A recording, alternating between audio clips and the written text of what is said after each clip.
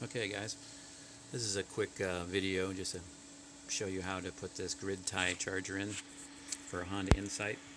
This is on a 2002 Honda Insight. I'm producing these grid tied chargers. And I just finished installing it here. I was going to give you a little quick tutorial on how you can install yours. First of all, open the back, take the carpet out, pull out the little liner for where all your junk sits in there in the little hatch back there, pull all that out. Then you'll come to the big plate, the big aluminum plate that's covering this. You can remove the small cover that's right over the breaker and take out the little 8mm bolt there that also holds the cover on. Turn your power to off, turn your battery pack off. And after that, you'll get your wiring harness.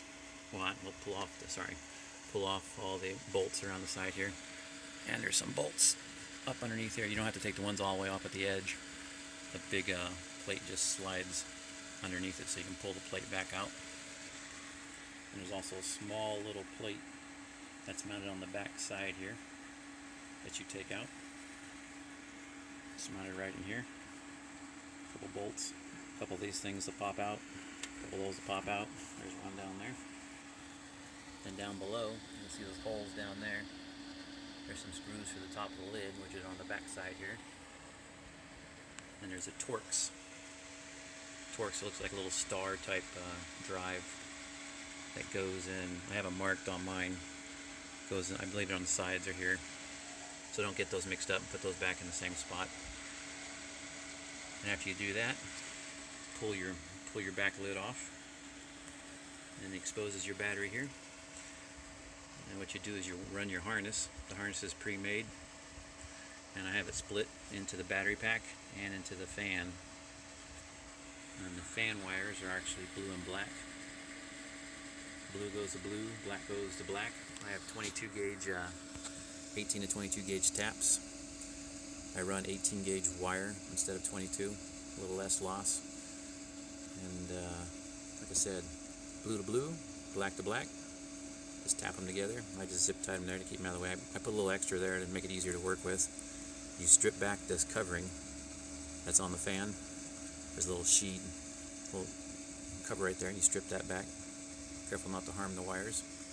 Also seal up your fan.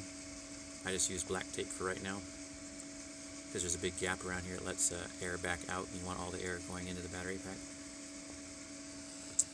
Turn off your breaker, which is already off. Take off this ground right here, because you don't have to stick your hand down into there to get to that little connector down there. I see, you can see it down there. I'll sit steady there for a minute. That white looks like a ballast resistor. You pull off that black connector. It's kind of tricky to get off. I got long nose needle pliers and just kind of slowly wiggled it off. Then I put a piggyback connector on there, which is hooked to the positive for charging the battery, that red wire that you see going in. So that's like a piggyback, two connectors on one there. Put the piggyback on, put the connector back on. Then on the negative side, you just run it up to the negative side of the battery right here. That's the negative wire I added. Everything is ran. The harness is, you can see it come up through this little corner down here. And the harness runs up over the top of the fan here. Runs down, and the excess wire I just zipped up here to stay out of the way.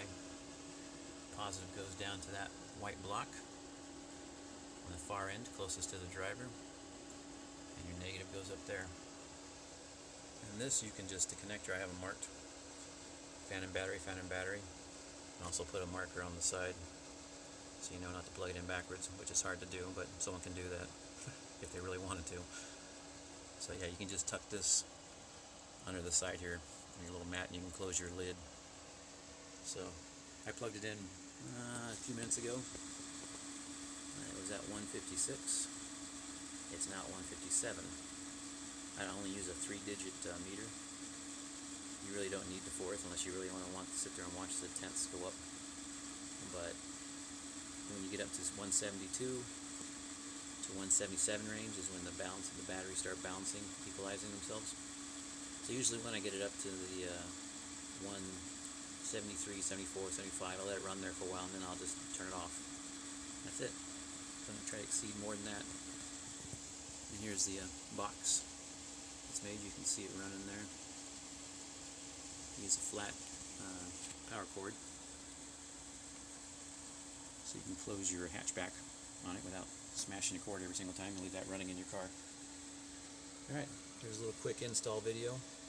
Help you guys put these things in. I hope this helps.